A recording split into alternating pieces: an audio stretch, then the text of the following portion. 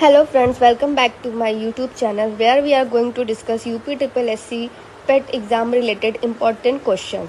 तो इसमें पहले हम डिस्कस करेंगे प्रीवियस ईयर के जो क्वेश्चंस पेपर आए हैं वो, उसके बाद मॉडल पेपर या प्रैक्टिस सेट। तो इसमें मैंने लिया है यूथ कंपटीशन टाइम्स बुक, ये बुक है। इस बुक्स के सारे पेपर हम डिस्कस करेंगे, फिर इसका मॉडल पेपर भी डिस्कस करेंगे। फिर नेक्स्ट वीडियो में आप जिस बुक को रिकमेंड करोगे उस बुक को मैं उस क्वेश्चन सारे लेके उस वीडियो में डिस्कस करेंगे। Without wasting time let's start. ये हमारा पहला क्वेश्चन पेपर सेट है, ये 2023 का 2023 शिफ्ट है आपका फर्स्ट, डेट आपका 28/10/2023। इसमें हर क्वेश्चन के एक्सप्लेनेशन भी दिए हैं, जीएस, हिंदी, इंग्लिश जो भी है, और फिर मैथ के भी सारे एक्सप्लेनेशन दिए हैं। So let's start. Our first question is, Shivaji की मृत्यु के बाद मराठा राज्य में प्रभावी शक्ति चित्पावन ब्राह्मणों के एक परिवार के पास थी, जिन्होंने शिवाजी के उत्तराधिकारी को पेशवा या प्रधानमंत्री के रूप में सेवा दी थी। कौन सा शहर मराठा साम्राज्य की राजधानी बन गया? So correct answer is Poona. Next question, Mahavir Swami became known as Jina. What does Jina mean? Mahavir Swami को जिन्ना कहा जाता है, जिनका अर्थ क्या है? तो इसका अर्थ होता है द कॉन्कर, यानी विजेता। जैन धर्म की ये 24वें एवं अंतिम तीर्थकार महावीर स्वामी को कैवल्य की प्राप्ति के बाद जिन उपाधि से विभूषित किया गया। यहाँ जिनका अर्थ है विजेता, जिनके अतिरिक्त उन्हें अयोग्यता, निर्गत, बंधन रहित, केवल्य आदि उपाधियां प्राप्त थी। जैन धर्म के प्रथम तीर्थकर आदिनाथ या ऋषभ देव। ये इंपॉर्टेंट क्वेश्चन है, जैसे कि जैन धर्म के 24वें पूछता है, वैसे ही जैन धर्म के पहले भी पूछता है कि पहले तीर्थकर कौन थे। तो ये थे आपके आदिनाथ या Rishabh Dev. Next question 3, as mentioned in Ashoka inscription there were 5 major political centre in the Maurya Empire, including the capital Patliputra and other 4 provincial centers. Which among the following was not the provincial center? जैसा कि अशोक के शिलालेखों में उल्लेख है कि मौर्य साम्राज्य में राजधानी पाटलिपुत्र अन्य 4 प्रांतीय केंद्रों सहित 5 प्रमुख राजनीतिक केंद्र थे। तो निम्नलिखित में से कौन सा प्रांतीय केंद्र नहीं था? तो करेक्ट आंसर इज इंद्रप्रस्थ, ये आपका करेक्ट आंसर होगा। नेक्स्ट क्वेश्चन नंबर 4, ऋग्वेद में विश्वामित्र एक ऋषि और किन 2 नदियों के बीच संवाद है? तो correct answer is B, Beas और सतलुज। ऋग्वेद के 3रे मंडल में विश्वामित्र नदी कथा नामक कथोपकथन में ऋषि विश्वामित्र एवं शतुद्री और विपाशा नामक नदियों के मध्य संवाद का वर्णन है। नेक्स्ट क्वेश्चन, इन 1772 द सुभद्र of dash was given to Sawai Raja Jaisingh. सूबेदारी सवाई राजा जयसिंह को दी गई थी। तो कहाँ? ये आगरा में। वर्ष 1722 में मोहम्मद शाह ने सवाई राजा जयसिंह को आगरा का सूबेदार नियुक्त किया एवं कुछ समय बाद में उन्हें मालवा का भी सूबेदार बना दिया गया।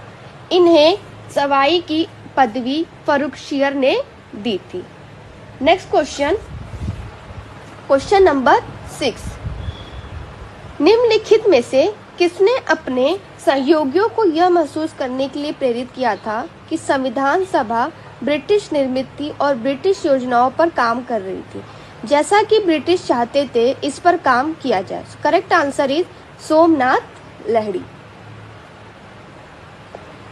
नेक्स्ट क्वेश्चन, चित्तरंजन दास और मोतीलाल नेहरू ने परिषद राजनीति में वापसी पर बहस करने के लिए कांग्रेस के भीतर निम्नलिखित में से किस राजनीतिक दल का गठन किया था? So correct answer is B, Swaraj party का गठन किया था। नेक्स्ट क्वेश्चन, कांग्रेस का वह अधिवेशन कहाँ हुआ था जिसमें महात्मा गांधी ने अन्य नेताओं के खिलाफत के साथ साथ स्वराज के समर्थन में असहयोग आंदोलन शुरू करने की आवश्यकता के बारे में आश्वस्त किया था? Correct answer is Calcutta. Next question number 9, निम्नलिखित में से कौन खुदाई खिदमतकार का संस्थापक था और जिसे बादशाह खान के नाम से जाना जाता था? Correct answer is Khan Abdul Ghaffar Khan. Next question, 1913 में हिंदुस्तान गदर पार्टी का मुख्यालय स्थित था, तो यह स्थित था सैन फ्रांसिस्को में। 1913 में जब हिंदुस्तान गदर पार्टी की स्थापना लाला हरदयाल एवं सोहन सिंह भाकना द्वारा हुई थी, उस समय उसका कार्यालय 436 हिल स्ट्रीट में था, जिसे युगांतर आश्रम नाम दिया गया था। ये स्थान सैन फ्रांसिस्को में है। नेक्स्ट क्वेश्चन नंबर 11, शिरोई या सिरोई कुमुदिनी लिली भारत के निम्नलिखित में से किस राज्य में पाई जाने वाली एकमात्र स्थलीय कुमुदिनी लिली है? So correct answer is C, Manipur. Shirui या सिरोई कुमुदिनी लिली भारत के मणिपुर में पाई जाने वाली एकमात्र स्थलीय कुमुदिनी लिली है। यह शिरोई पहाड़ियों से प्राप्त होती है। यह मणिपुर का राज्य पुष्प भी है। नेक्स्ट क्वेश्चन 12, उड़िया पठार भारत के निम्नलिखित में से किस राज्य में स्थित है? तो यह स्थित है राजस्थान में। यह इस राज्य का सबसे ऊंचा पठार है। यह राजस्थान के सिरोही जिले की माउंट आबू नामक स्थान पर स्थित है। नेक्स्ट क्वेश्चन, शीत ऋतु की शुरुआत में तमिलनाडु के तटीय क्षेत्रों में वर्षा का क्या कारण है? करेक्ट आंसर इज ए, उत्तर पूर्वी वर्षा ऋतु मानसून। नेक्स्ट क्वेश्चन 14, राजस्थान के जालोर जिले में किस प्रकार का ग्रेनाइट पाया जाता है? तो वहां पे रोजी पिंक गुलाबी ग्रेनाइट। नेक्स्ट क्वेश्चन 15, पुर्तगालियों द्वारा निर्मित बंदेल चर्च भारत के निम्नलिखित में से किस राज्य केंद्र शासित प्रदेश में स्थित है? तो यह वेस्ट बंगाल यानी पश्चिम बंगाल में स्थित है। नेक्स्ट क्वेश्चन 16, गन्ने के उचित एवं लाभकारी मूल्य FRP को कौन मंजूरी देता है? तो करेक्ट आंसर इज सी, आर्थिक मामलों की कैबिनेट समिति। क्वेश्चन नंबर 17, निम्नलिखित में से कौन सा एक भारतीय श्रम कानून और सामाजिक सुरक्षा उपाय है जिसका उद्देश्य काम करने का अधिकार यानी राइट टू वर्क की गारंटी देना है? तो correct answer is B, Mahatma Gandhi राष्ट्रीय ग्रामीण रोजगार गारंटी अधिनियम। नेक्स्ट क्वेश्चन, निम्नलिखित में से किस कृषि क्षेत्र में विकास के लिए जिम्मेदार है? स्वर्ण क्रांति। स्वर्ण क्रांति भारत में निम्नलिखित में से किस कृषि क्षेत्र में विकास के लिए जिम्मेदार है? तो ये बागवानी के लिए।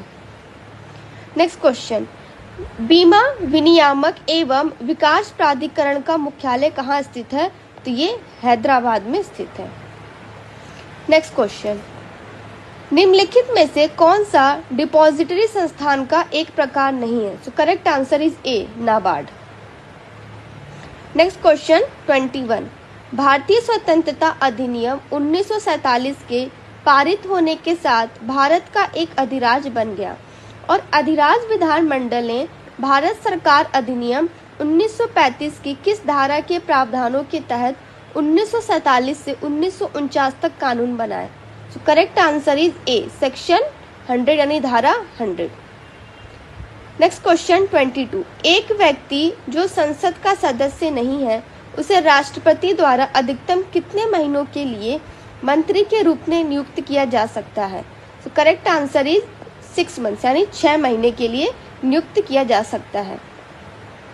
नेक्स्ट क्वेश्चन 23, उस उच्च न्यायालय का नाम बताइए जिसका क्षेत्राधिकार अंडमान और निकोबार द्वीप समूह के केंद्र शासित प्रदेश पे है। Correct answer is the Calcutta high court, Calcutta उच्च न्यायालय।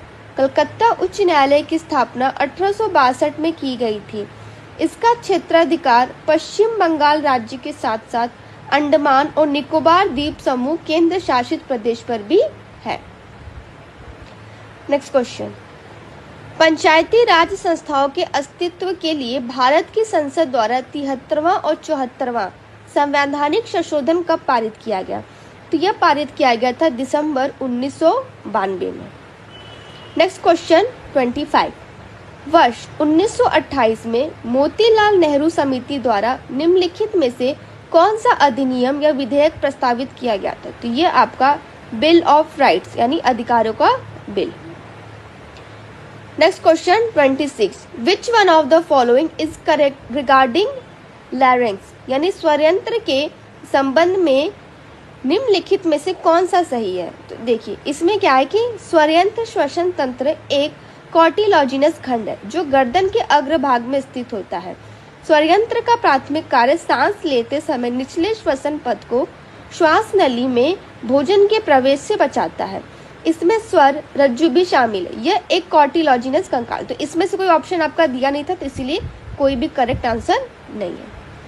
मिल्क ऑफ मैग्नीशिया किस प्रकार का कोलाइड है? तो ये आपका सोल है। क्वेश्चन नंबर 27 हो गया आपका सोल। नेक्स्ट क्वेश्चन 28, निम्नलिखित में से कौन सा कार्बनिक यौगिक मानव शरीर में प्रोटोप्लाज्म को जमा देता है? So correct answer is methanol. Next question 29, निम्नलिखित में से कौन सा आंतरिक सौर मंडल में स्थित एकमात्र बौना ग्रह है? So correct answer is Ceres. Next question number 30, बिछुआ यानी नेटल की पत्तियों के चुभने वाले बालों में निम्नलिखित में से कौन सा अम्ल मौजूद होता है? So correct answer is methanoic अम्ल। क्वेश्चन नंबर 31, ये आपका आ गया मैथ का क्वेश्चन कि इंग्लैंड न्यूजीलैंड वनडे मैच में बारिश के कारण इंग्लैंड को जीत के लिए 48 ओवर में 324 रन चाहिए था। शुरुआती 10 ओवर में औसत स्कोरिंग रेट 6 था, लेकिन अगले 10 ओवर में यह बढ़कर 8.5 हो गया। इसके बाद अगले 10 ओवर में यह गिरकर 5.5 पर आ गया और अगले 10 ओवर में फिर बढ़कर ही 7 पे पहुंच गया। तो अब मैच जीतने के लिए किस औसत की जरूरत है? देखिए क्वेश्चन में क्या है, इंग्लैंड को जीत के लिए 48 में 324 चाहिए। शुरुआत में कुल रन कितने? तो 10 मल्टीप्लाइड बाई 6, उसके अगले में 10 multiplied by 8.5, next 10 multiplied by 5.5, next 10 multiplied by 7। ये करके आपने इसका योग निकाल लिया यानी सम निकाल दिया। जब आपने इसको ऐड किया तो ये आपका आया 270। टोटल कितना चाहिए था? 324। इसमें से जब आप 270 को माइनस करोगे तो आपका आया 54। ये 54 चाहिए और औसत आपको निकालना है और टोटल कितने उसमें है तो आप काउंट करोगे तो 8 आएगा। तो ज़रूरी औसत के लिए क्या करते हैं, जो दिया होता है टोटल नंबर उसको ऐड करके और उसमें जो संख्या दी होती है उससे आप डिवाइड करते हो। 54 को आप 8 से डिवाइड करोगे तो आपका करेक्ट आंसर आएगा 6.75। क्वेश्चन नंबर 32, इसको क्या करना है कि अवरोही क्रम यानी डिसेंडिंग में करना है यानी बड़े से छोटा। तो आप क्या करो, न्यूमरेटर को डिनोमिनेटर से डिवाइड करोगे। जब 5 को आप 8 से डिवाइड करोगे तो आपका आएगा 0.625। 9 डिवाइडेड बाई 13 0.692। 11 divided by 17 0.647। तो वैल्यू आ गई इसकी। अब आप इसको आप अरेंज कर लो असेंडिंग डिसेंडिंग ऑर्डर में। तो आपका पहला आएगा 9/13, सेकेंड आएगा आपका 11/17 और थर्ड आएगा आपका 5/8। नेक्स्ट क्वेश्चन है स्क्वायर रूट। इसमें आपको क्या करना है, स्क्वायर रूट करना है। तो देखिए पहले जो क्या करते जब भी आप स्क्वायर रूट निकालते हो तो अब पॉइंट को हटाते हो। पॉइंट को जब आप हटाओगे तो आपका क्या आएगा रूट में 81/64 मल्टीप्लाइड बाई 484/625 मल्टीप्लाइड बाई 25/211। फिर जब आप इसको सॉल्व करोगे तो आपका करेक्ट आंसर आएगा 0.34। नेक्स्ट क्वेश्चन है the value of 8 inverse a to the power -1 minus 9 to the power -1 के whole to the power -1 divided by 4 to the power -1 minus 9 to the power -1 whole power -1। तो ऐसा आपको करना है। तो आपको पता है कि अगर किसी नंबर ऐसे मान लीजिए ऐसे दिया है, माइनस में पावर दिया है, तो उसको जब आप पॉजिटिव में चेंज करोगे तो वो 1/a हो जाएगा। जैसे b to the power -1 है, उसको जब पॉजिटिव चेंज करोगे, उसका पावर पॉजिटिव करोगे तो 1/b आ जाएगा। तो यहाँ पे भी सेम वैसे किया है, ठीक है। तो अब 1/8 माइनस 1/9, यहाँ पे ब्रैकेट में 1/4 माइनस 1/9। तो एलसीएम लेके जब इसको सब्ट्रैक्ट किया तो ये आया 1/72, ये आया आपका 5/36, ठीक है। अब इसके पावर -1 है, जैसे मान लीजिए अगर ये दिया है 1/a to the power -1। अब इस पावर को पॉजिटिव जब आप बनाओगे तो क्या हो जाएगा, ये आपका a हो जाएगा। तो यहाँ पे क्या हो जाएगा आपका, ये 72 हो जाएगा, ये 36/5 हो जाएगा। जब आप इसको सॉल्व करोगे तो आपका करेक्ट आंसर आएगा 10। ये यहाँ पे क्या है, डिवीजन का दिया है, ये डिवाइड कर रहा है। जब इसका साइन चेंज करोगे तो ये क्या हो जाएगा, मल्टीप्लाई में चेंज हो जाएगा। नेक्स्ट क्वेश्चन है, दिव्या अपने मासिक वेतन का 24% भोजन पर, 15% अपने बच्चों की शिक्षा पर और शेष वेतन में से वो 25% मनोरंजन पर और 20% परिवहन पर खर्च करती। अब उसके पास बचे कितना, तो इतना बचा 10,736। तो दिव्या का मासिक वेतन कितना है, ठीक है। अब देखिए, मान लेते हैं कि उसका मासिक वेतन कितना है, 100x है। दिव्या भोजन और बच्चों की शिक्षा पे कितना खर्च कर रही, 24 + 15 यानी 39 वो खर्च कर रही। तो शेष कितना हो जाएगा, तो इसमें से आप इसको माइनस कर दोगे तो आपका कितना है, 61x। अब क्या कह रहा है कि मनोरंजन और परिवहन पे कितना खर्च कर रही है, तो 25 + 20 यानी 45%। तो शेष कितना हो जाएगा, 61 में से ये जो है इसका 45 को खर्च कर रही है ना, तो 61 - 61 का यानी मल्टीप्लाइड बाई 45/100, तो ये आपका आएगा 33.55। अब इसकी वैल्यू क्वेश्चन के अकॉर्डिंग हमको इतनी दी है 10,736, तो इसके इक्वल रखेंगे तो x की वैल्यू कितनी आई, x की वैल्यू आई हमारी 320। अब हमें क्या फाइंड करना है कि दिव्या का मासिक वेतन, तो हमने कितना माना था 100x, x की वैल्यू आ गई हमारी 320, तो अब x की वैल्यू रखेंगे तो आप हमारा आंसर आएगा 32,000। अब ये हिंदी रिलेटेड कुछ क्वेश्चन कि निम्नलिखित में से किस विकल्प में विलोम युग्म सही नहीं। सो करेक्ट आंसर इज डवाडोल और अस्थिर। दिए गए विकल्पों में जो विकल्प है डवाडोल, अस्थिर, विलोम युग्म सही नहीं है। नेक्स्ट क्वेश्चन 37, होनहार बिरवान के होते चिकने पात लोकोक्ति का अर्थ निम्न में से क्या है। सो करेक्ट आंसर इज होनहार व्यक्तियों की प्रतिभा बचपन में ही दिखाई दे जाती है। नेक्स्ट क्वेश्चन, निम्नलिखित में से किस विकल्प में सभी शब्द पुल्लिंग है। So correct answer is platform, प्राधिकरण एंड गिरोह, ये सभी क्या है, पुल्लिंग है। 39, निम्नलिखित में से किस विकल्प में शुद्ध वाक्य है। So correct answer is Rama ने अपने भाई से पुस्तक पढ़ने को कहा, ये शुद्ध है। जैसे यहाँ पे जो अशुद्ध से महादेवी छायावादी कवयित्री थी, तो महादेवी छायावादी कवयित्री है, यहाँ पे भी अशुद्ध दिया, उसका शुद्ध करके दिया है। नेक्स्ट, कलम के जादूगर किसे कहा गया, तो ये कहा गया आपके रामबृक्ष वेनीपुर को। कलम के जादूगर रामबृक्ष वेनीपुर को। सुमित्रानंद पंत को क्या कहा गया है, तो प्रकृति का सुकुमार कवि। और मुंशी प्रेमचंद को क्या कहा गया है, तो मुंशी प्रेमचंद्र को कथा सम्राट तथा मैथिली शरण गुप्त को राष्ट्र कवि का। ये बहुत इंपॉर्टेंट क्वेश्चन है, कई बार एग्जाम्स में पूछा है कि इनको क्या कहा जाता है। Next question number 41, choose the antonym of underline word from the given option. तो यहाँ पे आपका दिया फेस्टिडियस, इसका आपको क्या करना है, एंटोनियम फाइंड करना है। So option C is the correct answer. Careless, explanation में क्या दिया है कि दिए गए वाक्य के रेखांकित शब्द, जो फेस्टिडियस इसका मतलब होता है नखरेबाज, नग चढ़ा, तो इसका जो विकल्प होगा सी यानी केयरलेस, लापरवाह होगा। थॉटलेस मीन्स विचार विहीन होता है, केयरफुल मीन्स सजग होता है और इनडिस्क्रीट मतलब होता है असावधान। Next question 42, put the correct form of the word I am the person who blank to be blamed. So correct answer is C. इसमें क्या होगा, सिंगुलर सब्जेक्ट के साथ सिंगुलर वर्ब का प्रयोग होगा। So correct sentence is I am the person who is to be blamed. Next question 43, which of the following spelling is incorrect. So correct option is D. इसमें क्या पूछा, incorrect आपसे पूछा, तो एनिवर्सरी की स्पेलिंग क्या होती, ये होती, इसमें डबल एन होता है, यहाँ पे क्या किया इसने, सिर्फ सिंगल एन यूज किया है। जर्नी का आपका मीनिंग होता है यात्रा, एमेट्योर का मतलब होता है आपका शौकिया और बेनिफिशियरी का मतलब होता है आपका लाभार्थी। अब आपका जो आता है फिर पैराग्राफ आता है, जैसे हिंदी का भी पैराग्राफ आएगा, पैसेज देगा और इंग्लिश और हिंदी दोनों का देगा, फिर उससे कुछ आपको क्वेश्चन दे देगा। तो ऐसे में क्या करिए कि आप सारे क्वेश्चन एक बार रीड कर लीजिए, रफली एक बार उसको रीड कर लीजिए, उसके बाद फिर आप पैसेज को रीड करेंगे। जैसे ही आप पैसेज को रीड करेंगे तो जब क्वेश्चन रीड करेंगे तो फटाफट आप उसको आंसर मिलता जाएगा, तो आप डायरेक्ट आंसर चूज करते जाएंगे।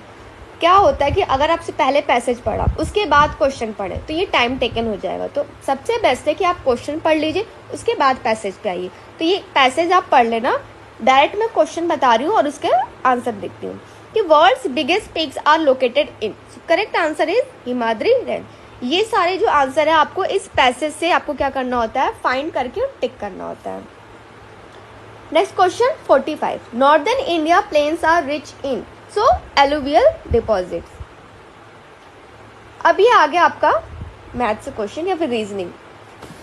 इन a certain code language at the rate represent plus, this one is represent minus and this one represent division and this one represent multiplication.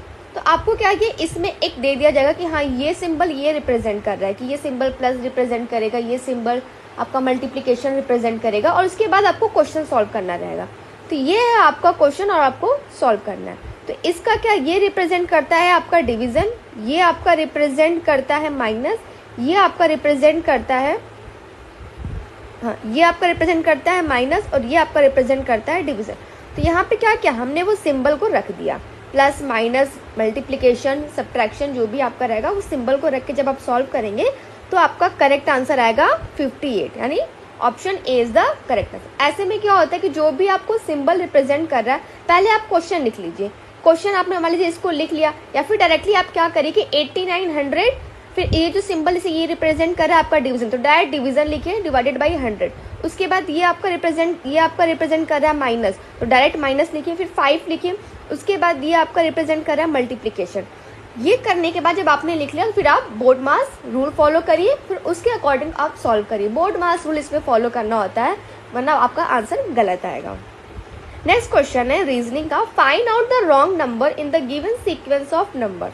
संख्याओं के दिए गए क्रम से अलग संख्या ज्ञात करनी। इसमें क्या होता है, एक नंबर आपको सीक्वेंस में दे देगा और आपको फाइंड करना रहेगा कौन सा उस पैटर्न को नहीं फॉलो कर रहा है। जो उस नंबर को ऐसे आपसे पूछ देगा कि फाइंड ऑड वन, ऑड करके भी पूछ देगा, या फिर कह देगा कि कौन सा नंबर पैटर्न को फॉलो नहीं कर रहा है, या फिर कौन सा नंबर गलत है, तो उस हिसाब से आपको क्वेश्चन करके देगा। तो आप यहाँ पे देखो 582 से 588 तक जाने पे कितना ऐड हो रहा है, 6 ऐड हो रहा है। सिमिलरली 605 से लेके 611 तक कितना ऐड हो रहा है, 6 हो रहा है। फिर यहाँ से देखिए 588 से 634 तक कितना ऐड हो रहा है, 6 हो रहा है। 611 से 617 तक भी कितना ऐड हो रहा है, 6। लेकिन यहाँ पे देखिए 634 और ये 594, यहाँ पे क्या हो रहा है, ये इक्वल नहीं आ रहा है, तो इसीलिए क्या होगा आपका 634 क्या हो जाएगा, आपका इनकरेक्ट हो जाएगा। तो option D is the correct answer. इसमें क्या है कि एक नंबर छोड़ के जब आप दूसरे नंबर पे शिफ्ट हो रहे हो तो +6 हो रहा है, लेकिन यहाँ पे 634 का क्या हो रहा है, यहाँ पे नहीं हो रहा है। So correct answer will be आपका 634, क्योंकि 634 में अगर आपका फिर 6 ऐड होना चाहिए था तो 617 आना चाहिए था, लेकिन 617 आपका नहीं आ रहा है। Next question 48, what was the day of the week on 17 June 1998, कि 17 जून 1998 को सप्ताह का कौन सा दिन था। सो करेक्ट आंसर आपका क्या होगा, बुधवार। देखिए 1999 से 2000 में आप क्या करेंगे, विषम दिनों की संख्या निकाल लेंगे, तो यह आपका आएगा 1 + 2 3। विषम दिन कैसे निकालते हैं, आप 4 से उसको डिवाइड करते हैं। उसके बाद क्या कह रहा है कि 17 जून 1998 के बाद जितने भी शेष दिन आप क्या करेंगे, जैसे जून के बाद, जून में तो 13 डेज रहेंगे, उसके बाद जुलाई में 31, फिर अगस्त में 31, ऐसे करके दिसंबर तक में जितने रहेंगे आपके, उसमें आपने टोटल डेज निकाले। फिर उसको जब आप 4 से डिवाइड करोगे तो आपका तो 28 वीक्स आएगा, प्लस एक दिन का क्या आएगा, आपका ऑड आएगा, यानी विषम दिन आएगा। तो देखिए यहाँ से एक आपका विषम दिन आया और एक यहाँ से आपका विषम दिन आया, दोनों को ऐड किया तो कितना आया, 4। ठीक है, 4 दिन आपका विषम आया। तो आपको उसमें नंबरिंग दी होती है, कोडिंग होती है 0 1 2 3 4। तो संडे मंडे ट्यूसडे वेडनेसडे ऐसे होता है, 0 संडे, 1 मंडे, 2 आपका ट्यूसडे हो जाता है, 3 आपका वेडनेसडे हो जाता है। और इसे बहुत लोग 0 से स्टार्ट करते हैं, 0 1 2 3 ऐसे स्टार्ट करते हैं। बहुत लोग 1 से स्टार्ट करते हैं, 1 2 3 4 करके। तो उस हिसाब से जैसे आप कौन सा पैटर्न फॉलो कर रहे हो, आपने कौन सी वीडियोस देखी, उस हिसाब से आप उसको फॉलो कर सकते हो। तो जो विषम डे आया है आपका, उस हिसाब से आपका करेक्ट आंसर क्या हो जाएगा, बुधवार हो जाएगा। Next question, question number 49। अगर आपको एक कैलेंडर वाला क्वेश्चन इस तरह नहीं समझ आया तो मैं फिर से इसको अपने तरीके से बताती हूँ। मतलब इसमें जैसे सॉल्यूशन दिया था मैंने वैसे एक्सप्लेन किया है, मैं इसको अपने तरीके से बताती हूँ कि मैंने कैसे इसको सॉल्व किया। एक सेकेंड।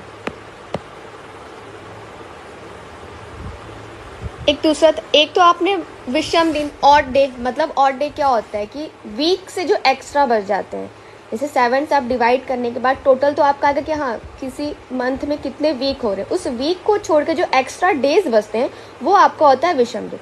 अब देखिए हम लोग क्या करते हैं कि जैसे आपका हो गया मंथ, हो गया जनवरी, फरवरी, मार्च, अप्रैल, मई, जून, जुलाई, अगस्त, सितंबर, अक्टूबर, नवंबर, दिसंबर, ये आपका मंथ हो गया। ओके, और एक आपका हो गया सेंचुरी कोड। सेंचुरी में मतलब क्या हो गया आपका, जैसे ये आपका हो गया 1600, 1700, 1800, 1900, ये हो गया 2000। अभी तो यही चल रहा है, तो इससे आगे आप जाएंगे नहीं। और एक आपका कोडिंग हो जाएगा डेज का, सॉरी हाँ डेज का, सिर्फ Sunday, Monday, Tuesday, Wednesday, Thursday, Friday, Saturday, ये हो गया। तो इसमें हम लोग क्या करते हैं, कोडिंग दे देते हैं। मैं कलर चेंज कर देती हूँ। जैसे संडे का क्या हो जाएगा आपका 1, 2, 3, 4, 5, 6, 7, ये हमने सैटरडे का जो सैटरडे का होता है वो 0 करते हैं, सॉरी सैटरडे जो आया हमारा 0 हो गया कि Sunday, Monday, Tuesday, Wednesday, Thursday, ये हमने ऐसे कर दिया। बहुत लोग सैटरडे को ऐसे करके करते हैं। अब देखिए जनवरी, फरवरी, मार्च, अप्रैल, इसकी भी हम कोडिंग करते हैं। जैसे इसकी कोडिंग क्या होती है आप लर्न कर लीजिएगा। इसका होगा 1, 4, 4, 0, 2, 5, 0, 3, 6, 1, 4, 6। ठीक है, कि अगर आपको किसी पर्टिकुलर डेट का निकालना है कि डे कौन सा है, तो ऑब्वियस सी बात है उसमें मंथ दिया होगा कि जनवरी, फरवरी, मार्च, तो ये आपको कोड याद करना है। और सेंचुरी भी आपको दी है। अगर 1600 की बात करेगा तो ये आपका हो जाएगा 6, 1700 की बात करेगा तो 4, और 1800 की बात करेगा तो 2, और अगर आपका 1900 की बात करेगा तो ये हो जाएगा 0, और 2000 की बात करेगा तो 6। अब इसके बाद क्या करते हैं, अब देखिए क्वेश्चन क्या दिया आपका 17 जून। अब देखिए 17 दिया है तो पहले आपने क्या किया, 17 लिखेंगे, लिखा आपने 17 प्लस मंथ कौन सा है, मंथ आपका है जून। अब देखिए जून के लिए आपकी कोडिंग क्या है, जून के लिए आपकी कोडिंग है 5, तो ये हो गया आपका 5 प्लस अब आपका ईयर कौन सा है 1998, तो इसका जो लास्ट डिजिट है ये 98 हमने लिखा प्लस अब आप क्या करेंगे, लीप ईयर देखेंगे कि लीप ईयर कितने आ रहे हैं। तो लीप ईयर हमेशा 4 साल के बाद रिपीट होता है, तो उसको क्या करेंगे, जब आप 4 से डिवाइड करेंगे तो आप टोटल उतने लीप ईयर देखेंगे। लीप ईयर की मतलब ऐसे होता है कि आपका रिमाइंडर आएगा, डिविडेंड आएगा, क्वोशंट आएगा, तो जो उसमें जो डिवाइड करने के बाद जो टोटल आपकी जो क्वोशंट की वैल्यू आएगी वो लिखेंगे, तो वो आपका आएगा 24। जैसे आपने 1998 को इससे 7 से आप डिवाइड करोगे तो यहाँ पे आएगा आपका 24। तो 17 प्लस 5 प्लस 98 प्लस 24, इसको आप डिवाइड करोगे फिर 7 से। 7 क्या होता है आपका वीक हो जाता है कि वीक में कितने डेज होते हैं। उसके बाद ऊपर जो है आप उसको जब ऐड करोगे तो आपका आएगा 144 डिवाइडेड बाई 7। इसको जब आप डिवाइड करोगे तो आपका आएगा, एक सेकेंड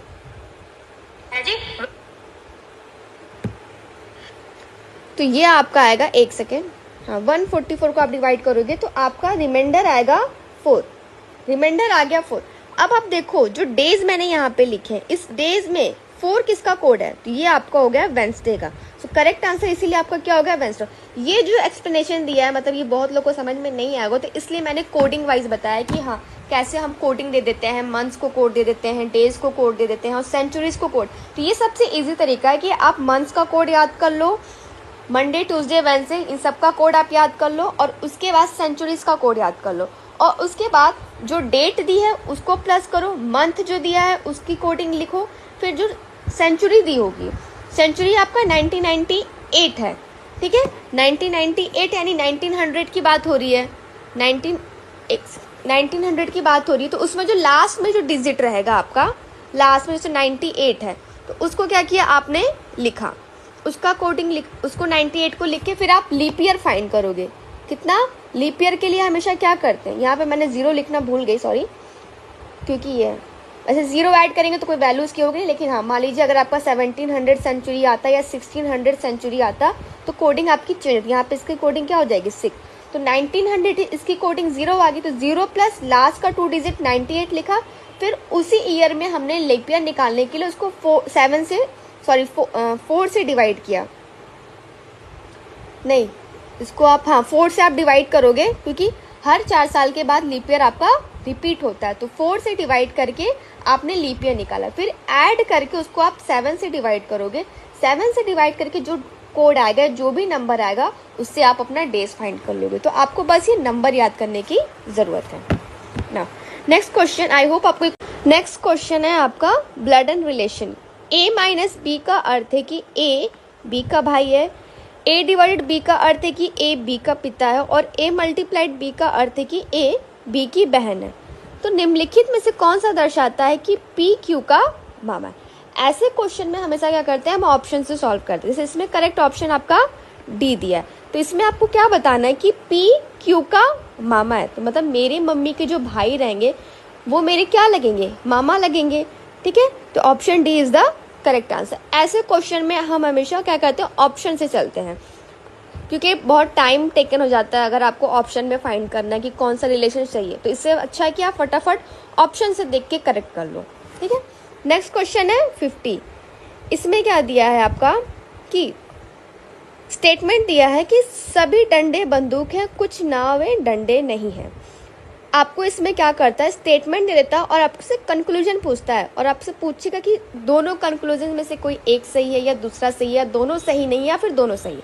तो क्वेश्चन पहले स्टेटमेंट क्या दिया कि सभी डंडे बंदूक है, यानी बंदूक के अंदर ये आपका डंडे आ गया, और फिर कह रहा है कुछ नावें डंडे नहीं, ये जो नाव है ये आपका डंडे नहीं है। तो पहला कंक्लूजन क्या पूछ रहा है कि सभी बंदूकें नावें हैं। देखिए इन दोनों के बीच में तो कोई रिलेशन बन रही ना, तो ऑब्वियस सी बात है पहला स्टेटमेंट आपका गलत हो गया। सेकंड है कुछ नावें बंदूकें नहीं है, कुछ नावें बंदूकें नहीं है, तो ये भी क्या हो गया आपका कंक्लूजन, ये भी गलत हो गया, यानी ये भी आपका गलत हो गया। तो option D, if neither one or nor two follows. Next question है आपका 51। हाल ही में भारतीय गोल्फर शुभंकर शर्मा ने इंग्लैंड के मर्सीसाइड में रॉयल लिवरपूल गोल्फ क्लब में संयुक्त 8वें स्थान पर रहने के बाद ओपन में सर्वश्रेष्ठ परिणाम दर्ज किया। उन्हें किस वर्ष अर्जुन पुरस्कार से सम्मानित किया गया था। So correct answer is 2018। Current affairs के भी बहुत सारे क्वेश्चंस आएंगे, तो करंट अफेयर्स के लिए आप क्या करना कि मिनिमम 6 मंथ और मैक्सिमम आप 1 ईयर तक के सारे करंट अफेयर्स देख लें। सबसे बेस्ट है कि आप गौरव सर का देखिए, गौरव सर बहुत अच्छा पढ़ाते हैं, उत्कर्ष ऐप पे है उनका, तो मैं तो उन्हीं को फॉलो करती हूँ, बहुत अच्छा पढ़ाते हैं। हाँ, अध्ययन मंत्रा पे भी आप देख सकते हैं, वहाँ पे भी करंट अफेयर से बहुत सारे क्वेश्चन फंसते हैं, तो आप वहाँ से भी देख सकते हैं। नेक्स्ट क्वेश्चन है 52। भारत सरकार द्वारा संचालित निम्नलिखित में से कौन सा निगम एशिया ट्रांजिशन फाइनेंस स्टडी में शामिल होने वाला पहला सदस्य बन गया। So correct answer is power finance corporation limited. Next question 53। Gurugram में स्टार्टअप 20 के समापन समारोह के दौरान भारत ने आधिकारिक तौर पर वर्ष 2024 के लिए निम्नलिखित में से किस देश को मशाल सौंपी। सो correct answer is Brazil. Next question 54। Bharat के मुख्य न्यायाधीश CJI DY चंद्रचूड़ द्वारा कौन सा पोर्टल लॉन्च किया गया है जो अधिवक्ताओं, वादियों, नागरिकों को भारत के सर्वोच्च न्यायालय में प्रवेश के लिए QR कोड आधारित ई-पास का अनुरोध करने की अनुमति देता है। So correct answer is B, सुस्वागतम। ये 2023 में सर्वोच्च न्यायालय के मुख्य न्यायाधीश DY चंद्रचूड़ ने सुस्वागतम पोर्टल लॉन्च किया था। नेक्स्ट क्वेश्चन है 55। हाल ही में केंद्रीय सड़क परिवहन और राजमार्ग मंत्री श्री नितिन गडकरी ने भारत में 3.5 टन तक के वाहनों के लिए वाहन सुरक्षा मानकों को बढ़ाकर सड़क सुरक्षा बढ़ाने के उद्देश्य से भारत में NCAP लॉन्च किया। तो NCAP का पूर्ण यानी फुल फॉर्म बताना। So correct answer is B, new car assessment programme. Next question 56। अगले दशक में निम्नलिखित में से किस क्षेत्र में व्यापार को 100 बिलियन डॉलर तक बढ़ाने के लिए भारत अमेरिकी टास्क फोर्स की स्थापना की गई? सो correct answer is electronics. Bharat America task force का गठन इलेक्ट्रॉनिक्स व्यापार बढ़ाने के लिए किया गया। इसका लक्ष्य एक दशक में 100 अरब डॉलर तक दोनों देशों के मध्य व्यापार को बढ़ाना है। ट्राई के पूर्व अध्यक्ष राम सेवक शर्मा को टास्क फोर्स का अध्यक्ष नियुक्त किया गया। नेक्स्ट क्वेश्चन है 57। विश्व का पहला 7 मिनट कैंसर उपचार टीका जैब किस देश में शुरू किया जाएगा?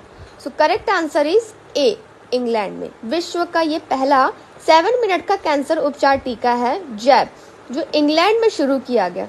ब्रिटेन की राष्ट्रीय स्वास्थ्य सेवा द्वारा इसका उपयोग किया जाता है। Next question 58। मध्य प्रदेश में लागू मुख्यमंत्री लाडली बहन योजना में महिलाओं के लिए आयु सीमा, ये बहुत इंपॉर्टेंट क्वेश्चन है, बहुत सारे एग्जाम में पूछा गया है। और हम अब मतलब ये पेट का जो प्रीवियस ईयर के क्वेश्चन पेपर सॉल्व कर रहे हैं, तो ये आगे भी किसी भी एग्जाम में पूछ सकता है, ये रिपीट भी हो सकता है। तो ये क्वेश्चन प्लीज आप इसको याद रखना। तो इसका करेक्ट आंसर होगा सी, कि इस आवेदन के कैलेंडर वर्ष में 1 जनवरी को 23 वर्ष पूरा कर लिए हो तो 60 वर्ष से कम हो। Next question 59। पूर्वोत्तर सीमांत रेलवे ने वर्ष की सूक्ष्म परियोजना के लिए दक्षिण एशिया सरकार पुरस्कार जीती। यह परियोजना निम्नलिखित में से किस जानवर के जीवन को बचाने के लिए इंस्ट्रक्शन डिटेक्शन सिस्टम है? तो ये होगा आपका एलिफेंट। Question number 60। हाल ही में भारतीय वायुसेना IF के पश्चिमी वायु कमान द्वारा शुरू किए गए वार्षिक प्रशिक्षण अभ्यास का नाम बताइए। सो करेक्ट आंसर इज त्रिशूल। ये कब शुरू की गई? तो सितंबर 2023 में भारतीय वायुसेना के पश्चिमी वायु कमान द्वारा शुरू की गई। तो आज के लिए सिर्फ हम इतना क्वेश्चन 60 क्वेश्चन डिस्कस किए हैं। नेक्स्ट पार्ट में हम 61 क्वेश्चन से कंटिन्यू करेंगे। हर पेपर में टोटल 100 क्वेश्चन दिए हैं, तो पहले प्रीवियस ईयर के क्वेश्चन हम डिस्कस करेंगे, उसके बाद model test paper question discuss करेंगे। अगर आपको किसी और कोई भी बुक रिकमेंड करनी है कि हाँ इस बुक से भी आप मुझे वीडियोस ला के दीजिए, तो प्लीज़ कमेंट बॉक्स में कमेंट करिएगा। तो नेक्स्ट मैं वीडियो उसी बुक से रिलेटेड क्वेश्चन यहाँ पे अपलोड करूँगी। सो अगर आपको मेरी वीडियो पसंद आई तो kindly like and subscribe my channel and have a nice day. Thank you so much.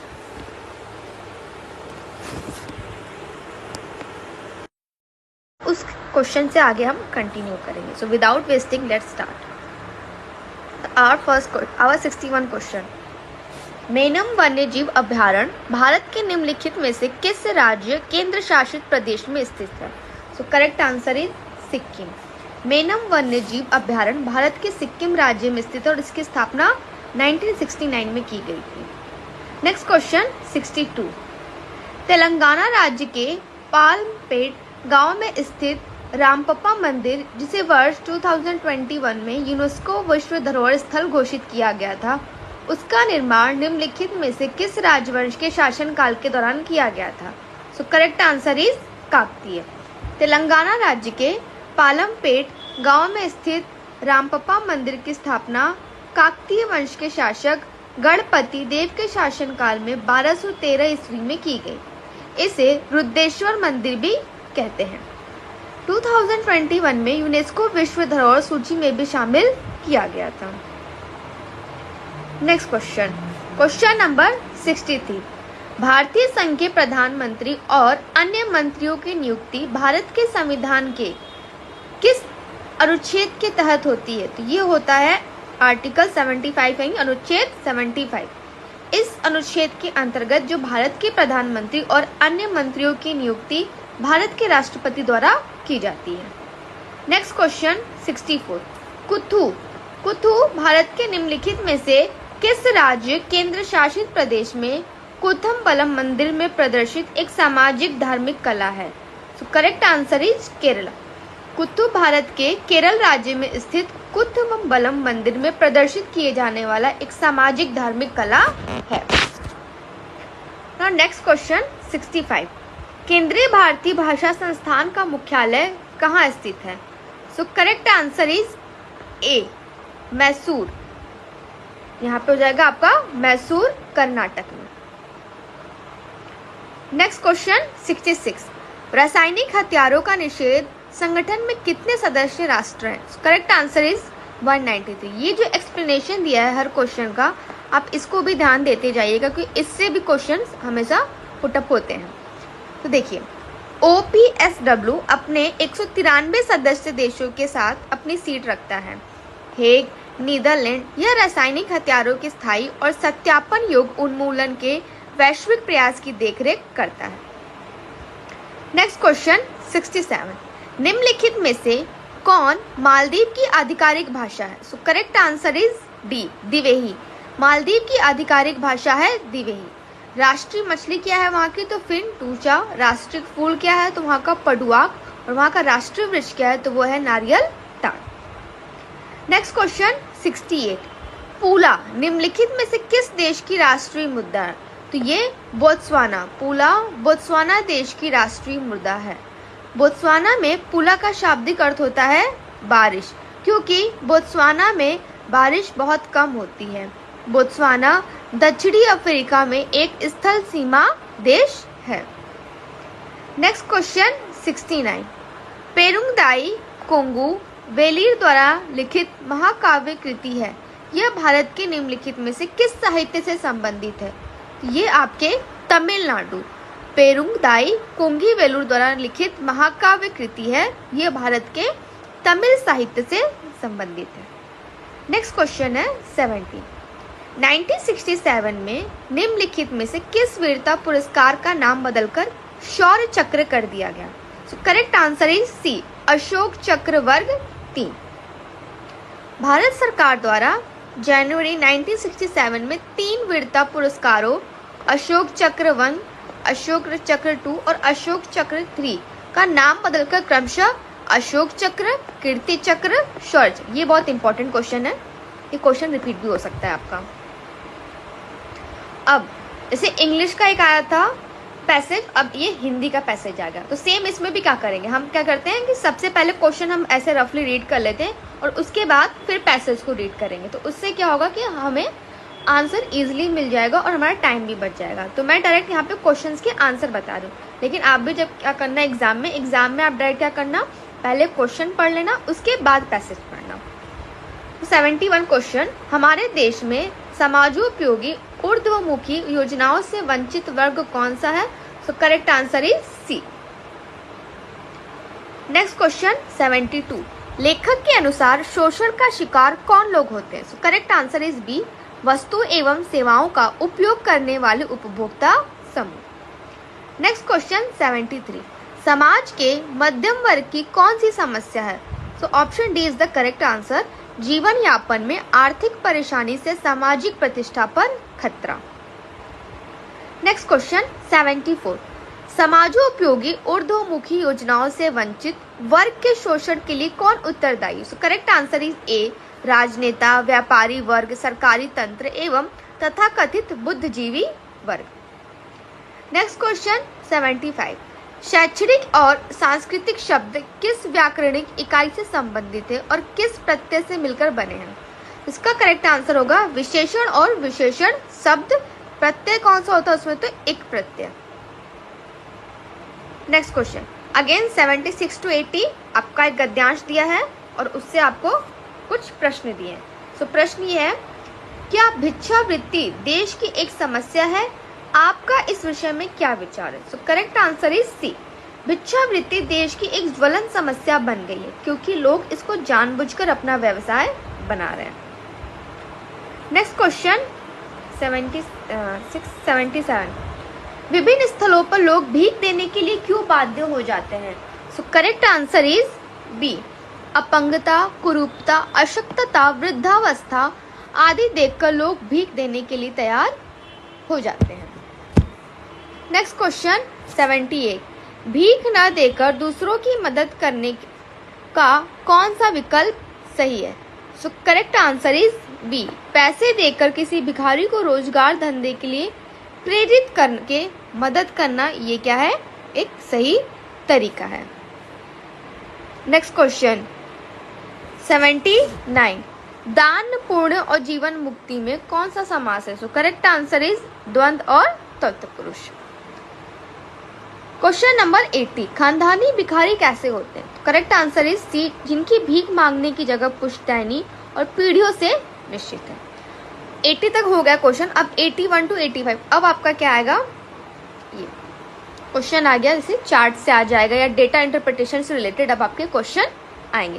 तो इसमें क्या होगा कि आपको फिगर दे देगा या चार्ट दे देगा और फिर उससे रिलेटेड आपसे क्वेश्चन पूछेगा। तो ये देखिए, ये आपका दे दिया है यहाँ पे फिगर और इससे क्वेश्चन पूछ रहा है। फर्स्ट क्वेश्चन जो है, मतलब 81 क्वेश्चन जो है, 3 वर्षों के लिए पटना स्टोर की कुल बिक्री का 3 वर्षों के लिए आसनसोल स्टोर की कुल बिक्री से अनुपात क्या है? देखिए, ये सारे जो क्वेश्चन आते हैं बस इसमें प्रैक्टिस की ज़रूरत होती है और ये आपको इजीली नंबर दिला सकता है। तो आपको क्या करना होगा, ऐसे सारे क्वेश्चन के 20 क्वेश्चन तो आएंगे ही आएंगे, तो आई थिंक 20 to 10 क्वेश्चन आएंगे और ये क्वेश्चन फिक्स है क्योंकि सिलेबस में भी ऑलरेडी दिया हुआ है। ऐसे क्वेश्चन को आप जितना ज़्यादा प्रैक्टिस कर लेंगे तो उतना आपके लिए बेटर होगा और ये बहुत ईजिली आपको नंबर दिलवा सकता है। क्वेश्चन की क्या पूछा है कि पटना स्टोर की कुल बिक्री का 3 वर्षों के लिए आसनसोल स्टोर की कुल बिक्री से अनुपात निकालना है। तो अनुपात, तो पहले क्या करेंगे, पटना स्टोर की कुल बिक्री निकाल लेंगे। तो देखिए, ये आपका पटना है, यहाँ पे से फिगर में ऐसे क्लियर नहीं आई है, तो ये देखिए, ये आपका पटना हो गया 160 प्लस 120 प्लस 100, तो ये आपका 380 आ गया। अब क्या आएगा, आसनसोल का आप निकाल लेंगे। तो ये देखिए, ये आपका आ गया आसनसोल, ठीक है, 150 200 300 आया आपका 650। अब क्या निकालना था, उसका अनुपात निकालना था। अनुपात निकालते टाइम हम हमेशा ध्यान रखेंगे कि किसके अनुपात, मतलब किसकी तुलना से लास्ट में किसका नाम आ रहा है, कि मतलब से होता है ना न्यूमरेटर और डिनोमिनेटर, डिनोमिनेटर में कौन सा आएगा। तो 380 रेशियो 650, जब आप इसको रिड्यूस करेंगे तो आपका फाइनल आंसर आएगा 190:325। Correct answer is a. Next question क्या पूछ रहा है कि गया स्टोर और पटना स्टोर पर मिलाकर 3 वर्षों में जूतों की बिक्री की कुल संख्या 3 वर्षों में धनबाद स्टोर और रांची स्टोर पर मिलाकर कुल बिक्री का लगभग कितना प्रतिशत है। तो आप क्या करेंगे कि गया और पटना के 3 वर्षों का निकालेंगे पहले बिक्री। तो देखिए, पटना का तो हमने ऑलरेडी यहाँ पे निकाल रखा है 3 वर्षों का। अब गया का यहाँ पे देखिए 3 वर्षों का ये दिया है 80 20 220 270, तो यहाँ पे हमने निकाल लिया तो आया 950। सिमिलरली हम धनबाद तथा रांची स्टोर का भी निकाल लेंगे फिगर देख के, तो ये आएगा आपका 1180। अब क्वेश्चन क्या पूछ रहा है कि हमें बताना है कि गया स्टोर और पटना स्टोर का जो बिक्री हुआ है वो धनबाद स्टोर और रांची स्टोर से मिलाकर बिक्री का कितना प्रतिशत, जिससे तुलना करने के लिए बोल रहा है उसको हमेशा नीचे रखते हैं। 950/1180 परसेंटेज निकालना है, तो इसीलिए 100 से मल्टीप्लाई किया। सॉल्व करेंगे तो आपका आएगा 80.51%। Next question 83, 2021। अब यहाँ पे देखिए आपका पर्टिकुलर टाइम देखिए, ईयर देके पूछ रहा है। अब 3 साल का नहीं पूछ रहे, पर्टिकुलर वो ईयर दिया है कि 2021 में कोलकाता स्टोर, पटना स्टोर और धनबाद स्टोर पर जूते की औसत बिक्री का कितना प्रतिशत 2022 में रांची स्टोर, आसन स्टोर और गया स्टोर पर जूते की औसत बिक्री है। तो आपको क्या करना है, पहले 2000 आप 21 का निकालिए। यहाँ देखिए फिगर में सॉरी, हाँ 2021 है ये आपका, ये 2021 है। 21 में जब आप उसका निकालेंगे, पहले सारी वैल्यू निकाल लेंगे, तो आपका आएगा 250 120 प्लस 250। इसका औसत निकालेंगे, तीनों को ऐड करके 3 से डिवाइड कर दिया। जूते की औसत बिक्री पूछ रहा है पर्टिकुलर उस ईयर में। उसके बाद अब क्या करेंगे, 2022 ये आपका आ गया 2022 में रांची, आसनसोल तथा गया का आपसे पूछा है। तो देखिए, रांची है, इसमें क्या पूछा है, जूते की औसत। तो रांची का यहाँ पे क्या हो गया 280 हो गया, आसनसोल का यहाँ पे क्या हो जाएगा 300 हो जाएगा, और गया का यहाँ पे क्या हो जाएगा आपका 220 हो जाएगा। अब इन तीनों को ऐड किया, ऐड करके फिर उनका क्या किया, मतलब औसत निकालने के लिए आपने 3 से उसको डिवाइड किया। तो ये देखिए उन दोनों का आ गया। अब क्या कह रहा है, जब आप उन दोनों का निकाल लोगे औसत, उसके बाद कह रहा है क्वेश्चन में कि जो पहला आपने औसत निकाला है वो दूसरे का कितना प्रतिशत है, तो जिससे तुलना करते हैं वो हमेशा नीचे में आता है। इसमें देखिए क्या कह रहा है आपको, इसकी तुलना करनी थी 2022 में जो औसत बिक्री आई है उसकी तुलना करनी है 2021 से जो औसत आई है। तो इसको जब आप सॉल्व करेंगे तो आपका आएगा 129.03%। नेक्स्ट क्वेश्चन 2024, एक सेकंड इसको मैं इरेज कर देती हूँ।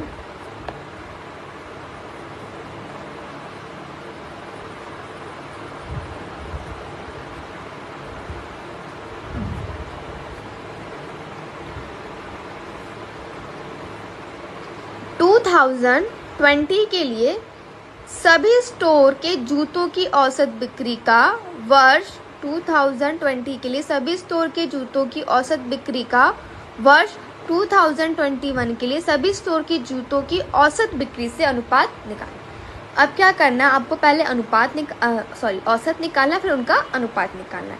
तो पहले देखिए 2020 आपका यहाँ पे है, ये जा रहा है, क्या बोल रहा है कि सभी स्टोर के जूतों की औसत बिक्री। तो स्टोर आपका क्या है, कोलकाता है, पटना है, धनबाद है, रांची है, आसनसोल है और गया है। ठीक है, तो अब 2020 के लिए आप देखिए क्या करेंगे। पहला आपका देखिए ये कोलकाता का क्या है, पहला 140 है, पटना का 100 है, धनबाद का ये 150 है। ये 2020 देखिए ये जो लाइन गई है ये 2020 के लिए, ये 2020 का दिखा रहा है, ये 2020 का दिखा रहा है। और उसके बाद ये वाला जो है ये आपका दिखा रहा है 2021 का, और ये वाला जो दिखा रहा है आपका 2022 का, ये डेटा है। ठीक है, अब आपको इजीली समझ में आ जाएगा। तो 2020 में फिर ये 150, फिर 100, फिर 150, फिर 80, तो इनको ऐड किया, फिर 6 से डिवाइड करेंगे। यहाँ पे गलती से 5 लिख दिया, 6 से डिवाइड करेंगे तो आपका आएगा 120, ये औसत आ गया। अब 2021 के लिए, यानी इस लाइन को आप देखेंगे, सभी स्टोर के जो आए हैं बिक्री हुई है उसको आपने ऐड किया और 6 से डिवाइड किया तो आपका आया 215। अब क्या करना, इन दोनों का आपको अनुपात बताना था। तो 120/215, तो आपका अनुपात आएगा 24:43, यानी option B is the correct answer. Next question 85, 3 वर्षों में कोलकाता स्टोर, पटना स्टोर और रांची स्टोर की जूतों की बिक्री की कुल संख्या कितनी थी। तीनों वर्षों में पूछा है किसका, कोलकाता का। तीनों वर्षों में आपका पूछा है कोलकाता का, पटना का और रांची का, तीनों का पूछा है। तो आप क्या करेंगे, कोलकाता का ये है, इन तीनों को ऐड करेंगे, पटना का ये तो इन तीनों को ऐड करेंगे, रांची का ये तो इन तीनों को आप ऐड कर देंगे। ऐड कर दिया तो आपका फाइनल आंसर कितना आएगा, 1650। So option C is the correct answer. बहुत इजी क्वेश्चन आते हैं, इसमें सिर्फ आपको प्रैक्टिस की ज़रूरत होती है और आपको डेटा को एनालिसिस करने की प्रैक्टिस हो जाएगी तो आप बहुत इजीली सारे क्वेश्चंस कर लेंगे। अब देखिए 86 to 90, अभी आपका चार्ट से रिलेटेड क्वेश्चन आ गया। ठीक है, तो इसमें देखिए डिटेल सारी दी हुई है। There are 5 inlet pipes A, B, C, D and E and 5 outlet pipes. एक अंदर की तरफ और एक बाइप की तरफ, बाहर की तरफ पाइप्स है, उनका दे दिया naming A, B, C, D, ये दिया P, Q, R, S and T।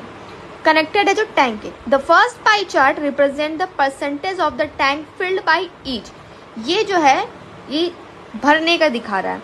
And the second one is inlet pipe, all the inlet pipes are open together and the second pie chart represent the percentage of the tank emptied by each outlet pipe। ये empty का दिखा रहा है, ये दिखा रहा है कि पाइप कैसे भर रही है और ये दिखा रहा है कि पाइप कितना उसको खाली करे।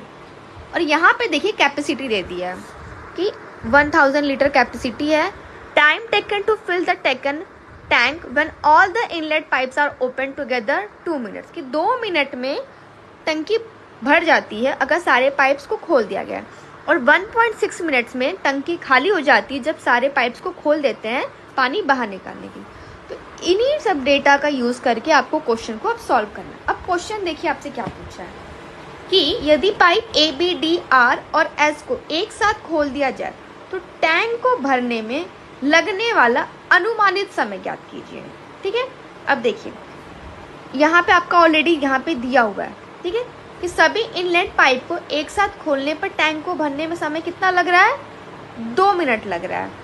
तो अब टैंक की कैपेसिटी आपकी ऑलरेडी 1000 लीटर थी, यानी 2 मिनट में वो 1000 लीटर को फिल कर रहा है वो टंकी को। तो 1 मिनट में कितना भर रहा है? 500 लीटर। अब देखिए आउटलेट पाइप जब एक साथ खोलते हैं तो टंकी को खाली कितने करने में कितना टाइम लग रहा है? 1.6 मिनट। ये कोई टैंक है, इसको भरने में अगर 2 मिनट लग रहा है तो इसकी जो क्षमता है, इसकी जो कैपेसिटी वही तो उसके बराबर होगी। इसको 2 मिनट अगर लग रहा है तो 2 मिनट में कितना भर रहा है? उस टंकी की क्षमता कैपेसिटी को ही भर रहा है, इसीलिए इक्वल है। तो यहाँ से हमने 1 यूनिट की वैल्यू निकाली 500। सिमिलरली यहाँ से आप 1 यूनिट यानी 1 मिनट में कितना खाली कर रहा है? तो 625 लीटर वो खाली कर रहा है। अब देखिए क्वेश्चन क्या कह रहा है कि ए बी तथा डी द्वारा भरा गया भाग परसेंट में। अब देखिए यहाँ पे आपका क्या हो गया? ये ए हो गया, बी हो गया, डी, ये परसेंट में भाग दिया है। इसको आपने ऐड किया तो ये आया आपका 45%। 1 मिनट में भरा गया भाग कितना हो गया? 45% हटाएंगे तो अपॉन में 100 आएगा, मल्टीप्लाइड बाई 5। क्यों? क्योंकि 1 मिनट में अगर 500 लीटर वो भर रहा है तो यही भरने में उसको कितना टाइम लगेगा? वो 1 यूनिट की वैल्यू 500 दी है, 45% का हमें निकालना है, तो 500 से आप मल्टीप्लाई करोगे तो ये आएगा 225 लीटर। सिमिलरली आर और एस द्वारा खाली किया गया कितना टाइम लगेगा? तो परसेंटेज को आपने ऐड किया तो आया आपका 12%। खाली करने में कितना टाइम लग रहा है? तो यहाँ पे देखिए ऑलरेडी दिया हुआ है 625 लीटर। तो क्या करेंगे? इतना कम खाली करने में 12 को जब आप परसेंटेज हटाएंगे तो इतना खाली करने में कितना टाइम लगेगा? तो आप 625 से मल्टीप्लाई कर दोगे तो यह खाली हो जाएगा आपका 75 लीटर। तो 1 मिनट में कुल कितना भाग भरा गया? देखिए 1 मिनट में अगर 225 भर रहा है और उतने ही में ही 75 लीटर खाली भी हो रहा है, तो आपसे पूछा जाएगा कि भरा कितना? तो ऑब्वियस सी बात आप उनका डिफरेंस निकाल लोगे, तो डिफरेंस कितना आएगा? 150। मान लीजिए एक ही टैंक में एक पाइप भर रहा है और एक पाइप खाली कर रहा है, ठीक है? ये भर रहा है, एक खाली कर रहा है। ये भर रहा है 225 और इसने खाली किया 75, और हमें पता करना है कि भरा कितना टंकी में। तो 225 में से आप 75 को माइनस कर दो, आपका आया 150 लीटर। अब क्वेश्चन में क्या कह रहा है कि भरने में लगा समय। तो आप क्या करो? भरने में लगा समय, भरना कितना है? भरने में लगा समय कितना आपको निकालना है? तो जो कैपेसिटी है उसकी टैंक की वो 1000 है, उसको आप 150 से डिवाइड कर दो तो ये आपका आ जाएगा 6.67 minute. Correct answer is D. Total भरा यहाँ से आपने निकाला तो 150 लीटर उसने भरा, और टोटल टैंक की क्षमता कितनी थी? ये थी ना 1000 लीटर। जो टोटल क्षमता में से इसको जितना भरा है उससे डिवाइड कर दोगे तो आपका समय निकल आया, तो वो आपका आया 6.67 मिनट्स। नेक्स्ट क्वेश्चन 87 कि टैंक को भरने में अकेले पाइप सी द्वारा लिए गए समय और अकेले पाइप डी द्वारा लिए गए समय योग का टैंक को खाली करने में अकेले पाइप आर द्वारा लिए गए समय और पाइप टी द्वारा लिए गए समय के योग से अनुपात क्या थी?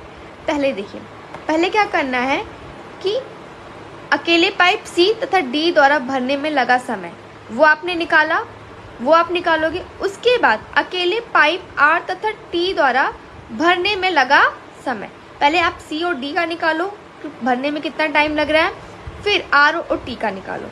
जब आपने निकाला सी और डी का तो आपका आया 28 मिनट, आर और टी का निकालो तो आपका आया 36। फिर इन दोनों का जब आप रेशियो निकालोगे, अनुपात निकालोगे, तो ये आएगा आपका 7:9। अब क्वेश्चन में देखिए मैं आपको बता देती हूँ कि सी और डी को कितना लग रहा है टाइम। पहले सी देखिए यहाँ पे 25% है भरने में, डी आपका 10% है। खाली करने का क्या बोला? आर का, तो ये हो गया आपका 8% और टी हो गया आपका 10%, ठीक है। अब टोटल देखिए, सी को कितना परसेंट भर रहा है? वो 25% भर रहा है, और डी कितना भर रहा है? 10% भर रहा है, ठीक है, 10% भर रहा है। अब हमें समय निकालना है। समय निकालने के लिए देखिए 1 मिनट में वो कितना भरा था? अभी हमने ऊपर निकाला था, भरने में कितना टाइम लग रहा था उसको? 1 मिनट में 500। इसको जब आप 25% को निकालोगे, 25% का जब निकालोगे तो आप उसको चेंज कर लो, तो 25/100 मल्टीप्लाइड बाई 500। सिमिलरली डी का भी निकल जाएगा 10/100 मल्टीप्लाइड बाई 500, ठीक है, ये आपका प्लस हो जाएगा। अब देखिए जो भरने में समय लग रहा है, टोटल टैंक की जो क्षमता है, कैपेसिटी तो 1000 है ना, इसको सॉल्व करके जब आप इससे डिवाइड करोगे तो आएगा आपका 125 प्लस 1000/50, तो आपका आएगा 8 + 20 यानी 28 मिनट। खाली करने में भी हमने ऑलरेडी कितना निकाला था कि 1 मिनट में कितना खाली कर रहा है, वो कर रहा है 625 लीटर। ठीक है, ये 625 लीटर सॉरी 625 लीटर ये आपका भरने में, ये खाली करने में निकाल रहा है। तो देखिए आर और टी का भी आपने निकाला 8% और टी का भी आपने निकाला 10%। इसको जब आप सॉल्व करोगे तो आपका आएगा 36 और रेशियो निकालोगे तो आपका आएगा 7:9। नेक्स्ट क्वेश्चन,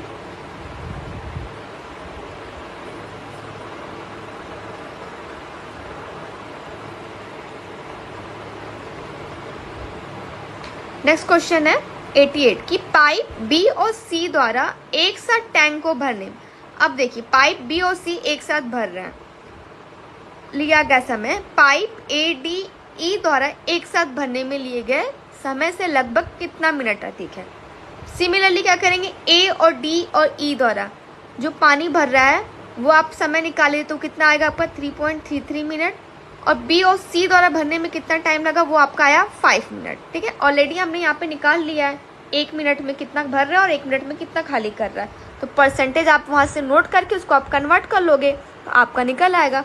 तो डिफरेंस पूछ रहा है तो 5 माइनस 3.33, ये आपका आ गया 1.67 the correct answer. Next question 89, pipe P और आर द्वारा एक साथ टैंक खाली करने में लिया गया समय, अब खाली करना है तो खाली करने के लिए आप कौन सी वैल्यू यूज करेंगे कि जो 1 मिनट में कितना खाली कर रहा था 625, इस वैल्यू को लेके करेंगे। और पाइप क्यू एस टी द्वारा टैंक खाली करने में लिए गए समय से, सिमिलरली पहले वाले की क्वेश्चन उसमें भर रहा था तो आप उसमें 1 मिनट में 500 लेके सॉल्व करते, यहाँ पे खाली कर रहा तो 1 मिनट में 625 लेके आप सॉल्व करोगे। वैल्यू निकालो कि पाइप पी और आर द्वारा खाली करने में समय कितना लगा 20/7 मिनट, क्यू एस टी द्वारा खाली करने में कितना समय लगा 40/11। अब इनका रेशियो निकालेंगे तो आपका आएगा 11:40, यानी option C is the correct answer. Next question 90, यदि सभी इनलेट पाइप और आउटलेट पाइप एक साथ खोल दी जाए तो पूरा टैंक खाली होने में कितना समय लगेगा। तो देखिए क्वेश्चन में क्या है कि जब इनलेट जब सबको खोला जाता है तो 1 मिनट में वो 500 लीटर भरता है, ये ऑलरेडी हमने देखा, और जब पाइप को हम पानी निकालने के लिए खोलते हैं तो 625 लीटर वो खाली करता है, तो भरता कितना है, वो भरता है 125। तो इस प्रकार पूरे टैंक को खाली करने में लिया गया समय क्या हो जाएगा 1000, जो उसकी कैपेसिटी है टोटल। यहाँ पे आपका देखिए यहाँ पे क्या दिया है क्वेश्चन में कि total capacity of the tank 1000 litre, तो 1000 में से उसने कितना खाली किया 125, तो टाइम कितना आएगा जब आप उसकी कैपेसिटी को जितना भरा गया है उससे डिवाइड करोगे तो आपका टाइम आ जाएगा 8 मिनट, ये आपका आ जाएगा 8 मिनट की 8 मिनट में क्या हो जाएगा खाली होने में पूरा समय लगेगा। नेक्स्ट क्वेश्चन आपका ये है आपका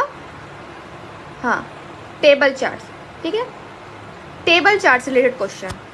आप देखिए क्या दिया है, इसमें कंट्री दिया है, उसका प्रोडक्शन दिया है, उसका एक्सपोर्ट दिया है, उसका इंपोर्ट दिया है, और ऑलरेडी यहाँ पे ये दे दिया है कि कंजप्शन क्या है equal to production plus import minus export, ये फॉर्मूला दे दिया है इसका। अब इसका यूज करके हमें क्वेश्चन को सॉल्व करना है कि 2020 में प्रत्येक 5 देशों में कच्चे तेल की औसत खपत क्या है। 2020 की बात कर रहा है, पहले देखिए पढ़ लेते हैं कि तालिका 1 जो है 2020 का, जो तालिका ये 2020 का है से लेके 5 देशों के उत्पादन निर्यात और आयात को दर्शाती, जबकि तालिका 2 जो है वो 2020 से लेके ये 22 तक के कच्चे तेल का दिखा रहा है। ठीक है, अब क्या है क्वेश्चन कि 2020 में प्रत्येक 5 देशों में कच्चे तेल की औसत खपत क्या है? औसत खपत यहाँ से देखिए, ये आ गया आपका। तो देखिए प्रश्नानुसार 5 देशों का कुल उत्पादन कितना हो गया? ये हो गया, ये आपने इसका उत्पादन किया, ऐड किया तो आपका 8400, फिर उनका जो आयात है वो आपने इसको ऐड किया तो आया 2900, और निर्यात उनको ऐड किया। ठीक है, क्वेश्चन में पूछा क्या? खपत यानी कंजप्शन। कंजप्शन निकालने के लिए आप क्या करेंगे? प्रोडक्शन का पहले टोटल किया, ये टोटल किया, प्लस इंपोर्ट, ये आपने इसको ऐड किया, उसमें से इन दोनों को ऐड करके ये जो निर्यात आया है इसको आप माइनस करोगे तो आपका कितना आया? 8400। अब 8400 आया, देखिए पहले ये फॉर्मूला आपको दे दिया है, इस फॉर्मूले को यूज करके ही आपको सॉल्व करना है। तो हमसे कंजप्शन पूछा है, खपत तो निकालना है, खपत निकालने के बाद उनका औसत निकालना है। तो पहले क्या किया हमने? प्रोडक्शन उसका ऐड किया, फिर उसमें इंपोर्ट ऐड किया यानी आयात ऐड करके उसमें से जो निर्यात है उसको माइनस करेंगे तो आपका 8400 आया। अब इसका औसत निकालने के लिए आप 5 से डिवाइड करेंगे, क्यों? क्योंकि जो कंट्रीज है उनकी संख्या कितनी है? 5 है। 5 से डिवाइड किया तो आपका आया 1680, यानी option B is the correct answer. Next question कि अब पूछ रहा है कि सेकंड तालिका से पूछ रहा है, क्योंकि 2022 में आ गए। प्रत्येक 5 देशों में कच्चे तेल की औसत खपत क्या है?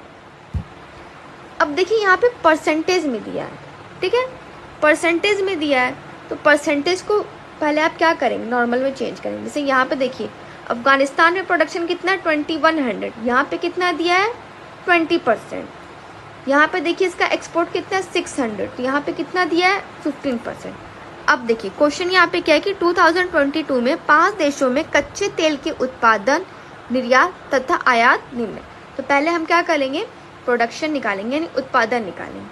2100 का 20%, ठीक है, 20% ज़्यादा हो रहा है। तालिका 2 में क्या लिखा है कि 2020 से 2020 तक वृद्धि, देखिए ये प्रतिशत में वृद्धि हो रही है, ठीक है। तो देखिए 20% वृद्धि कितना हो जाएगा आपका? 120 हो जाएगा। तो यानी 2100 का 20% वृद्धि यानी 120/100 प्लस 1400 का 25% वृद्धि यानी 125/100। सिमिलरली 2000 का 25% वृद्धि तो 125/100 ऐसे करके निकाला है। तो इसका इतना उत्पादन है। सिमिलरली निर्यात के साथ भी किया और सिमिलरली आयात के साथ भी किया। वृद्धि है, यहाँ पे आप बस ध्यान रखिएगा ये प्रतिशत में वृद्धि है। करके जब उसने सॉल्व किया सारा आंसर यहाँ पे आया, पहले का इतना आया, दूसरे का इतना आया और तीसरे का इतना आया। अब औसत खपत निकालने के लिए क्या करेंगे? प्रोडक्शन में इंपोर्ट को ऐड करके उसमें से एक्सपोर्ट को माइनस करके कंट्रीज की संख्या कितनी दी है? 5, उससे आप डिवाइड करोगे तो आपका एवरेज आ जाएगा। अभिष्ट औसत खपत आ गया, ठीक है। आई होप आपको ये वाला पार्ट समझ में आया होगा कि यहाँ पे जो नंबर में दिया है उसको यहाँ पे वृद्धि परसेंटेज में करके दिया है। तो ऑब्वियस सी बात है, मान लीजिए कि आप 100 का 20% बढ़ाओगे तो 20% यानी 120/100 कैंसिल होगा तो ये हो गया 120। सिमिलरली वहाँ पे यहीं पे ऐसे किया है। तो औसत आपने निकाल के उसका आंसर निकाल दिया तो आपका आएगा 2054। क्वेश्चन नंबर 93 कि 2000, इसको मैं इरेज कर देती हूँ, एक सेकेंड।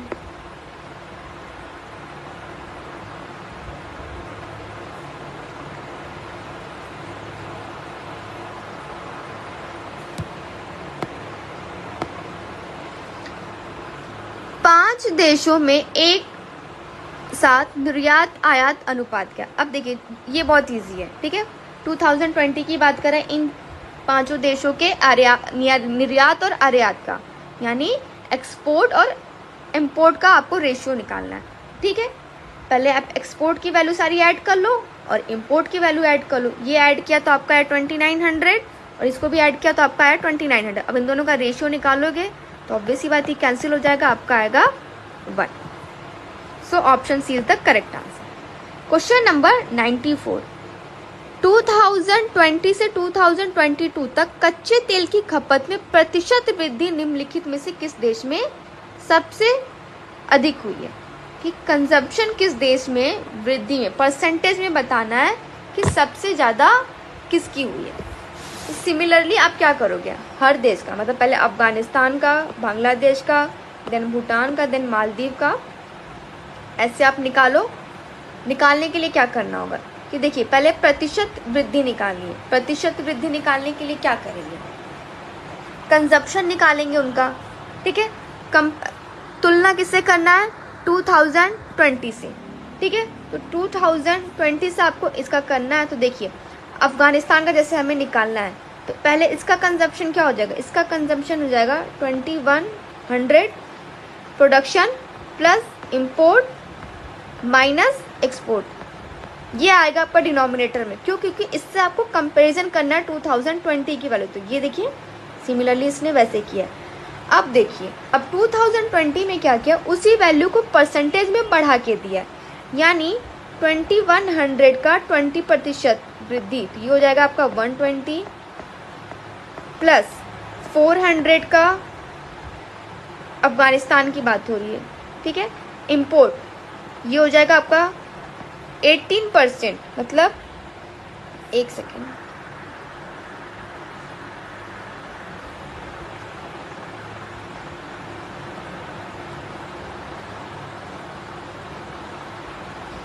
यहाँ पे आई थिंक कुछ मिस्टेक हुई है, वृद्धि की बात कर रहा है तो वृद्धि में बढ़ा के लिखेंगे।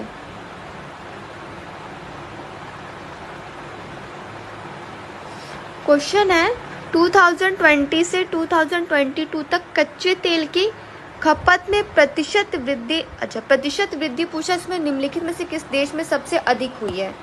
ओके ओके ओके, इसमें आपको कंपैरिजन करना है कि प्रतिशत वृद्धि किस देश में सबसे अधिक हुई है, इसमें आपको वैल्यू नहीं निकालनी है।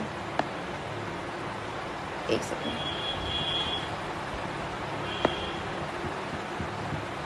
हाँ ठीक है,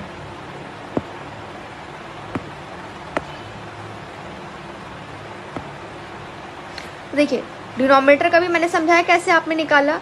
अब देखिए न्यूमरेटर में आपको तुलना करना है, कंपैरिजन करना है। तो 2100 का आप 20% निकालो, देन 400 का आपने क्या निकाला, ये इंपोर्ट, ये 18% निकाला, फिर 600 का आपने क्या निकाला 15%, ये 15% है। यहाँ पे आपको वृद्धि नहीं करना है, ठीक है। यहाँ पे सिंपल आपको कंपैरिजन करके बताना कि किस में वृद्धि सबसे अधिक हुई है। तो अफगानिस्तान का निकाला तो कितना है 22.73, बांग्लादेश का निकाला 24.61%, भूटान का 23.75% और मालदीव का 21.93%। तो इसमें देखा गया कि बांग्लादेश में सबसे ज़्यादा प्रतिशत वृद्धि हुई है, कितना 21%, 93। So option B is the correct answer.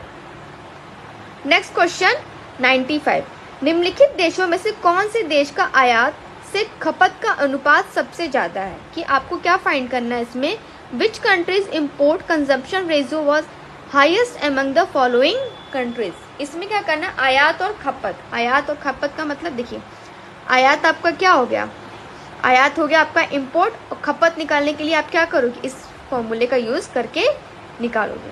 तो देखिए अफगानिस्तान का निकालना है, तो अफगानिस्तान का इंपोर्ट हो जाएगा 400 मल्टीप्लाइड 18% ज़्यादा हुआ है तो 118/100, और कंजप्शन के लिए ये फॉर्मूला लगाएंगे। सिमिलरली बांग्लादेश का भी ये करेंगे, तो आपका ये आ गया, ये आ गया, ठीक है। तो option D is the correct answer, यानी मालदीव। देखिए अफगानिस्तान में अगर आप आयात देखो, आयात का निकालोगे तो आयात कितना दिया यहाँ का, अफगानिस्तान का आयात दिया ये आपका 400, यानी 400 आपका ये हो जाएगा। 2022 का पूछा है तो 400 2022 में कितने प्रतिशत की वृद्धि हुई, 18, ये हो जाएगी, ये हो गया आपका। अपॉन कंजप्शन उसका निकालना है, ठीक है, वो भी 2022 का अफगानिस्तान का। ये सिमिलरली 20% की वृद्धि हुई थी, तो 120 प्लस 400 118/100, क्योंकि 18% की वृद्धि हुई थी, माइनस 600 मल्टीप्लाइड बाई 15% की वृद्धि हुई थी, तो 115/100। सेम ऐसे करके इसका भी निकाला है। तो अब कंपैरिजन किया तो मालदीव का ज़्यादा आ रहा था। नेक्स्ट क्वेश्चन,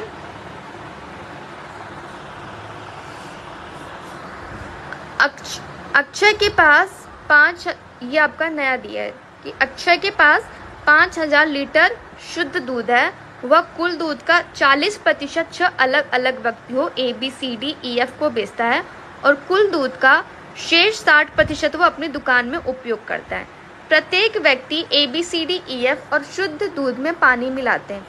तो इस तालिका का उपयोग करके आपको जो क्वेश्चन है वो बताना है कि देखिए, व्यक्ति A और C द्वारा मिलाए गए पानी की कुल मात्रा के बीच क्या अंतर है। देखिए, ये दूध की बिक्री आपकी परसेंटेज में, ये परसेंट दिए हैं।